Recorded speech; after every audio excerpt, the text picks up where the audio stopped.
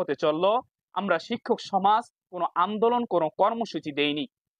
একটি মাত্র কারণে আপনাদেরকে আমরা যৌক্তিক সময় দিয়েছিলাম যে 5ই অক্টোবর আমাদের আন্তর্জাতিক শিক্ষক দিবস। এই দিবসটি ছিল গুরুত্বপূর্ণ একটি দিন। এই দিনটি ছিল মুক্তির দিন, বৈষম্য মুক্তর দিন। শিক্ষক সমাজ অপমান, লাঞ্ছিত হওয়ার দিন থেকে মুক্তি পাওয়ার দিন ছিল। কিন্তু আসলে আমরা শিক্ষক সমাজ এক বুক কষ্ট নিয়ে আমাদের ঘরে ফিরতে হলো।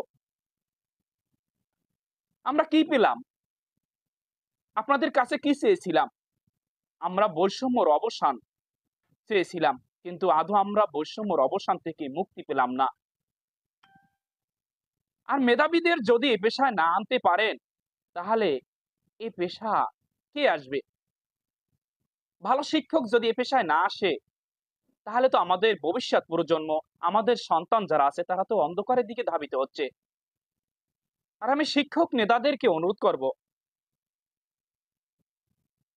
যারা আমাদের পরিচালিত করছেন, কিছু সংগঠন রয়েছে, কিন্তু আপনারা কি চাচ্ছেন? আপনারা কি কোনো কর্মসূচি দিবেন? আপনাদের এখন আর ঘুমিয়ে থাকার সময় নেই। যারা বাংলাদেশে সম্মানিত যারা শিক্ষক রয়েছেন, তাদেরকে অনুরোধ করছি, আর বসে থাকার সময় নেই। আন্দোলন ছাড়া শিক্ষকদের কেউ কিছুই দেয়নি। স্বেচ্ছায় কেউ কিছু আপনাদেরকে ঘরে দিয়ে যাবে না। এটা তার প্রমাণ। আজ 5 অক্টোবর বিশ্ব শিক্ষক দিবস। শিক্ষক দিবসে আপনারা তার প্রমাণ পেয়েছেন। এ জাতি সে জাতি না, আপনি বললেই আপনাকে দিয়ে দেবে।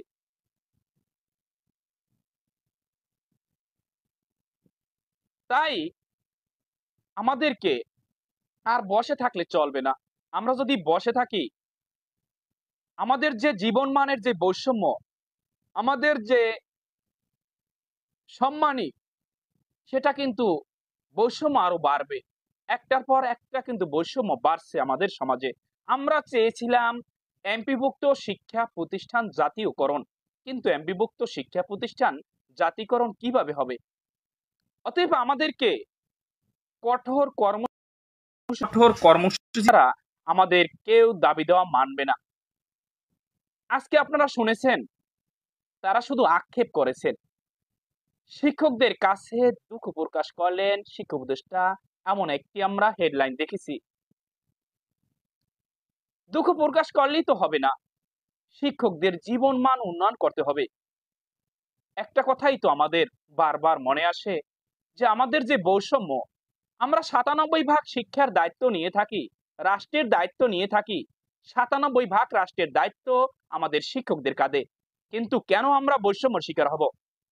একজন সরকারি যিনি শিক্ষক, তার যে যোগ্যতা, তিনি যে তিনি যে যোগ্যতা প্রবেশ করেন, শিক্ষকতা মহান পেশায় প্রবেশ করেন, একজন এমপিভুক্ত শিক্ষকও সেই সমযোগ্যতায় প্রবেশ করেন, মাস্টার্স কমপ্লিট করে প্রবেশ করেন এই মহান পেশায়। কিন্তু সেই মহান পেশায় এসে একজন এমপিভুক্ত শিক্ষক তিনি পান 12,500 টাকা, আর একজন সরকারি শিক্ষক তার শুরুতেই 16,000 টাকা স্কেলে তিনি প্রবেশ করেন। বাড়ি ভাড়া পান মূল বেতনের 45 ভাগ, আর এমপিভুক্ত শিক্ষকরা পায় মাত্র 1,000 টাকা, যা পৃথিবীর কোন দেশে এমন কোন নগণ্য, এমন কোন নিকৃষ্ট বাড়ি ভাড়া আর কোথাও নেই। শুধু বাংলাদেশেই শিক্ষকদেরকে অপমানিত হতে হয়, টাকা তাদেরকে সম্মানই কম দেওয়া হয়। তা আপনি কিভাবে দেশকে এগিয়ে নিয়ে যাবেন? আমরা ভেবেছিলাম, আমরা আশার বাণী দেখেছিলাম, আপনি মাননীয় প্রধান উপদেষ্টা, আপনি সারা বিশ্বের মডেল, আমাদের অহংকার, বাঙালি জাতির গর্ব। কিন্তু আপনি তো শিক্ষা বিষয়ে আসলে কি করলেন?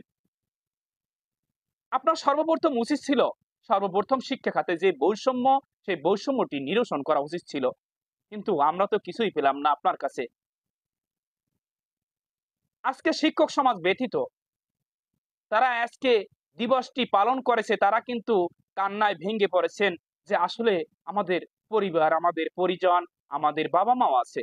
12,500 টাকা দিয়ে কিভাবে একটি সংসার চলে? এক্ষেত্রে আবার বদলি নেই।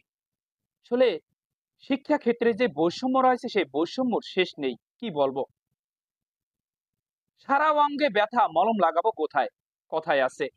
সম্মানিত শিক্ষকবৃন্দ, আমাদের লাইভটি আপনারা শেয়ার করে দিবেন, যাতে তাদের কানে পৌঁছায় আমাদের এই বাণীটি, আমাদের কথাগুলো তারা দেখতে পায় যে শিক্ষকরা বৈষম্যর শিকার, তারা কষ্টে আছে।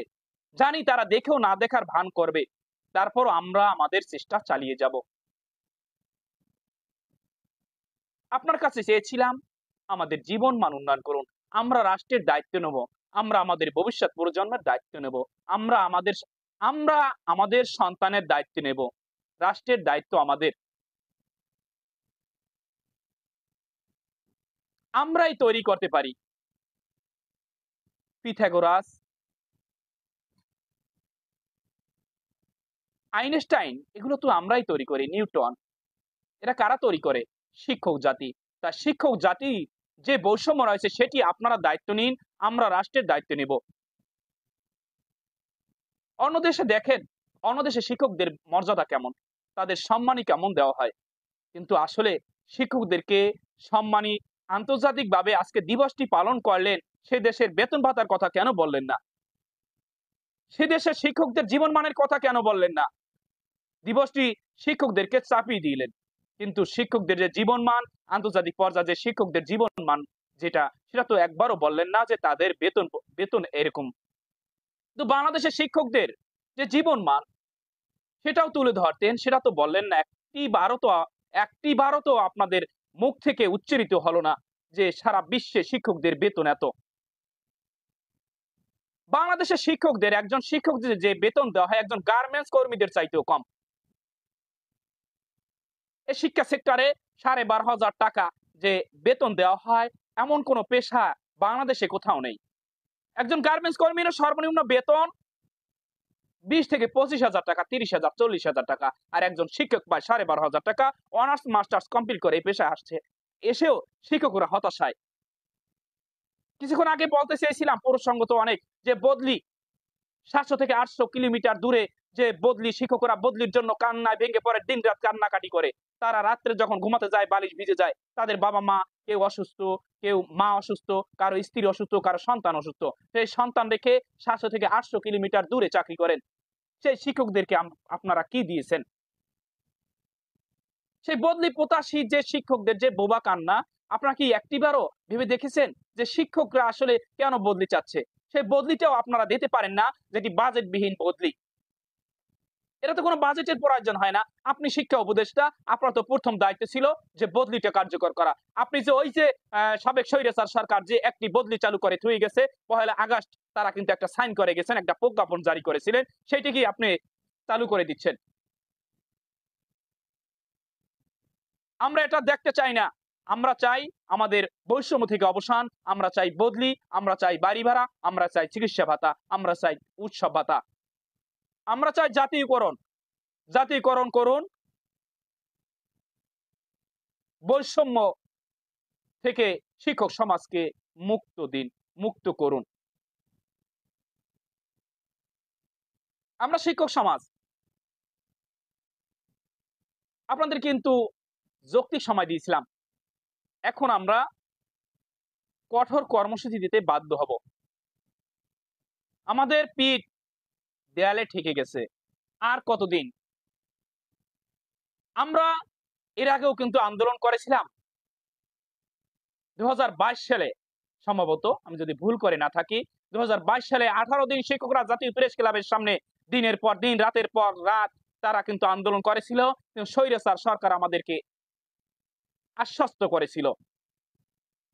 কিন্তু আমাদের যে জীবন মানের যে বৈষম্য, বাড়ি ভাড়া, চিকিৎসা ভাতা, উৎসব ভাতার কথা বলেছিলেন, সেই বৈষম্য তারা নিরসন করবে। কিন্তু আদৌ তারা সেই বৈষম্য নিরসন করেননি। আমরা ধিক্কার জানাচ্ছি তাদেরকে, শত ধিক্কার জানাচ্ছি। আপনারা এটি চালু করে যেতে পারেননি। আজকে জাতি আপনাদেরকে প্রত্যাখ্যান করেছে। তা শিক্ষক সমাজকে নিয়ে কেউ খেলবেন না। জাতির মঙ্গল যদি চান, তাহলে শিক্ষক সমাজে যে বিরাজমান যে পাহাড় সমান বৈষম্য, সেটি নিরসন করুন।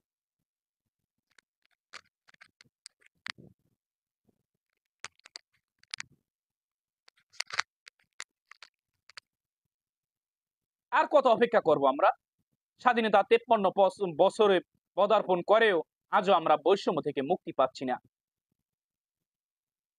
আমি যদি প্রাথমিক বিদ্যালয়ের শিক্ষকদের কথা বলি, একজন অনার্স মাস্টার্স কমপ্লিট করে এই মহান পেশায় প্রবেশ করে, তার বেতন হয় 11,000 টাকা, যার দৈনিক 366 টাকা 66 পয়সা পড়ে। বাংলাদেশে এমন কোন পেশা আছে যে এতগুলি টাকা দেওয়া হয়? আপনারা শিক্ষক সমাজের বৈষম্য দূর করুন। একজন প্রাথমিক বিদ্যালয়ের শিক্ষকের বেতন হওয়া উচিত ঢাকা বিশ্ববিদ্যালয়ের যে শিক্ষকের যে গ্রেড, যে পদমর্যাদা রয়েছে, সে এখানে একজন প্রাথমিক শিক্ষকের সেই বেতন মর্যাদা দেওয়া উচিত সবচেয়ে বেশি। কারণ তারা কিন্তু ওই ছোট ছোট বাচ্চাদের নিয়ে তারা কিন্তু লেখাপড়া করায়, অধ্যয়ন করায়, পাঠদান করায়। কিন্তু সেই ঢাকা বিশ্ববিদ্যালয়ের শিক্ষকরা দৈনিক একটি ক্লাস নিতে পারে, আমার সেখানে আপত্তি নেই, যে তাদের যে দিচ্ছেন সেটা আপত্তি নেই। কিন্তু রাষ্ট্রের যে গুরুত্বপূর্ণ অংশ, যেখানে যদি আপনারা যদি সেখানে ঝালাই না করেন, তাহলে এ জাতি অন্ধকারের দিকে ধাবিত হবে। প্রাথমিক বিদ্যালয়ের শিক্ষকদের আমি মনে করি সবচেয়ে বেশি বেতন দেওয়া উচিত, তারপরে মাধ্যমিক, তারপরে কলেজ, তারপর বিশ্ববিদ্যালয়। এরা কিন্তু পরিশ্রমটা বেশি করেন। ওই সরা ক খ যে তারা পড়াচ্ছেন, তারা যে কষ্ট করছেন, এটি পড়িয়ে দেখেছেন আপনারা?